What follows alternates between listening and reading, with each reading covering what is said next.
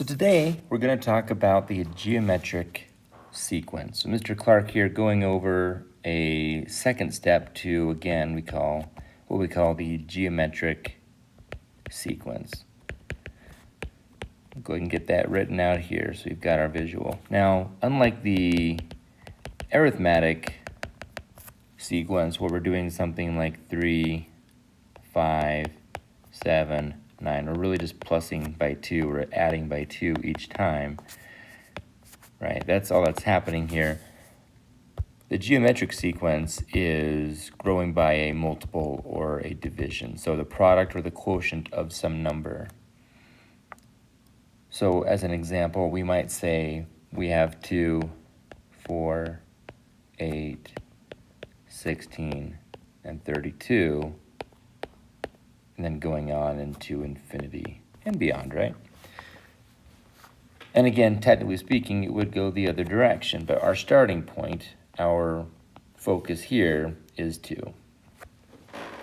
Now, you can quickly see by taking, let's say, 4 and dividing by 2 to get we get a ratio of 2 here.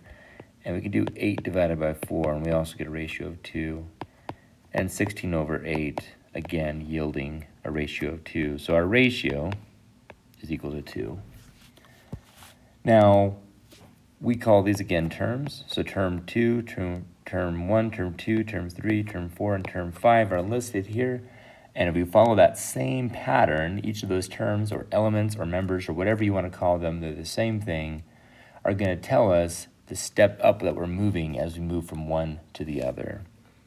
A visual might be something like a number line, right? So we're going to say this is 20, this is 10, this is 5, and that's going to give us kind of our setup. And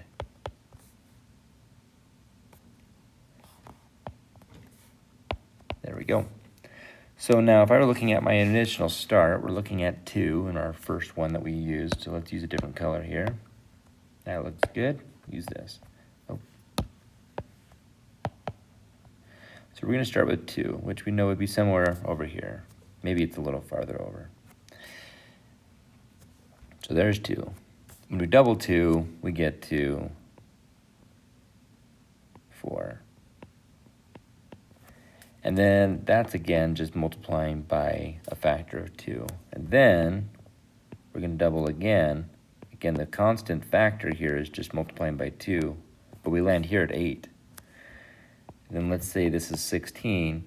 We're going to go even further here. Again, just by a factor of 2. Nothing's changed. And then we might go to a factor of 32.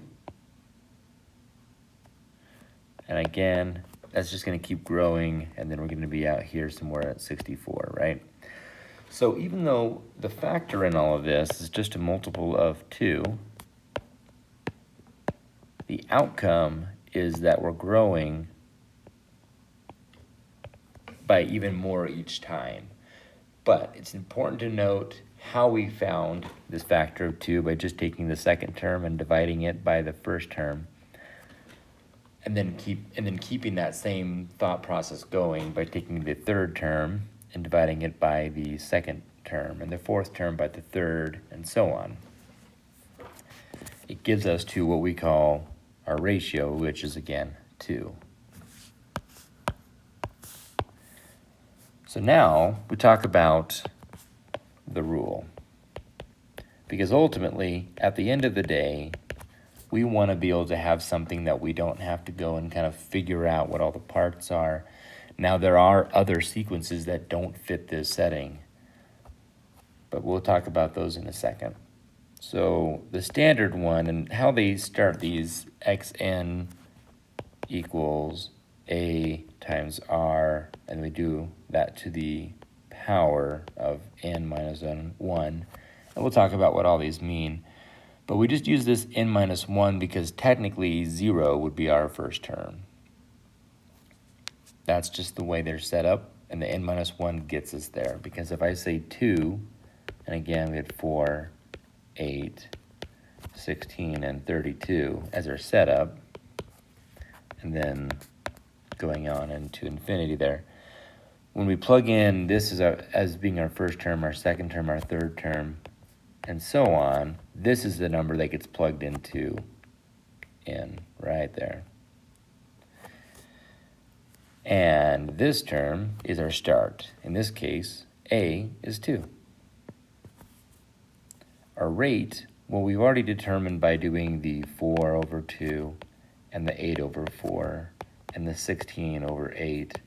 And we found that all those equal to a multiplication of a factor of 2, or 2 over 1. So our R value is 2. And then our rule says plug in n minus 1. And that's our setup. Whatever we plug in for n, that's going to be there. We're always going to start with this, and we're just going to build off that every time. And we'll show you what we mean here. So if I say x of 1, so we're saying x sub 1, we're just plugging in 1 for that n term. Then for everywhere in this equation where there's an n, we're going to plug in that value, which in this case is 1.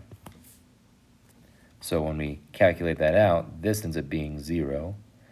And one rule for exponents is anything. So 5 to the power of 0, 2 to the power of 0, 1 billion to the power of 0, all equal 1.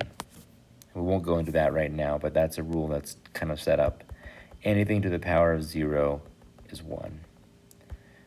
So that means we have 2 times 2 to the power of 0, or 2 times 1, 2. And that should be what we get for our first term. In fact, it is. There we go. So then let's do another one. What about x sub 2? So x sub 2, again, the original equation. In this case, it's going to be 2 minus 1, because we're substituting 2 for n in everything we have a variable n. This becomes 2 times 2 to the power of 1, which is equal to 4. We'll do another one. X equals, and let's just jump straight to 5. Not x equals 5, excuse me, x sub 5, which means, again, we're going to plug 5 for every variable n.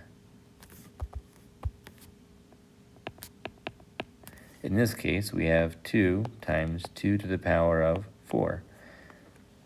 Well, we know that 2 to the power of 2 equals 4, and 2 to the power of 3 would then equal 8, because that's just 2 times 2 times 2, and that means that 2 to the power of 4 would equal to 16. So we have 2 times 16, which equals 32, and that's what we have up here for that element, or that term. So again, going back to any type of scenario, we can then make a bunch of these, but let's just make sure that we've got a good foundation. So what we're going to do, we're going to make another one here, and if you need to, pause the video so that you make sure that you have it and you're not just riding the coattails of me who's done this a few times already. Do so. All right, so you should have something like this. Well, we're looking at what happens between here and here. So the way I do that, first I check real quick to make sure. If it tells me it's a geometric sequence, then we're good. But 30 minus 10 is 20, and 90 minus 30 is not 20. So we know we're not adding or subtracting here by a constant number. We're going to do a multiplication. So this gives us a factor of 3. Then we take 90 divided by 30, looks like a factor of 3 as well. And 270 divided by 90 equals a factor of 3.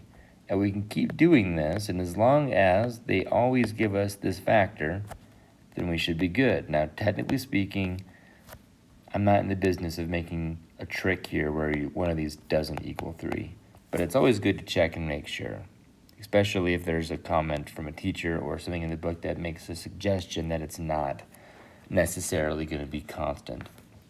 So A, which is our starting term, in this case, is 10. We have that one listed here.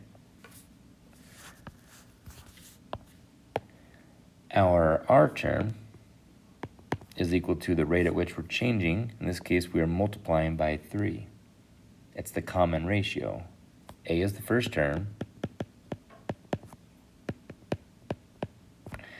and 3, or R, is the constant ratio. More specifically, A is the first term. In this case, A is 10. R is the constant ratio. In this case, R is 3.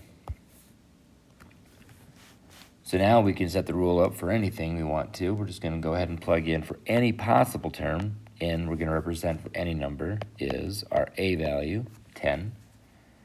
And that's being multiplied by 3, which is our R value. And I like to put these in parentheses. That's just me because, well, if you have a negative value, you don't want to take a negative in your calculator, a negative 3, for example, and square it. Because if you do negative 3 to the power of 2, what you'll get, since your calculator is following order of operations, is you're going to get the exponent done first, which is 3 to the power of n minus 1, and then multiplication, where it's going to take that answer and multiply it by negative 1. You're going to get something weird. So I'm going to go ahead and make sure it's in that way. But for the sake of, setting it up, that's the only reason I have that in there. So now we just have to check. What is the first term? Well, x of 1, or x sub 1, would be 10 times 3 to the power of 1 minus 1. Again, anything to the power of 0 is just 1, so we have 10. Do another one. X to the power of 2 equals 10 times 3 to the power of 2 minus 1. Anything to the power of 1 is itself. We have 30. We'll do just one more because I haven't done this color yet. So x to the power of, or x sub 3 gives us 10 times 3 to the power of 3 minus 1, which is 10 times 3 squared, or in this case,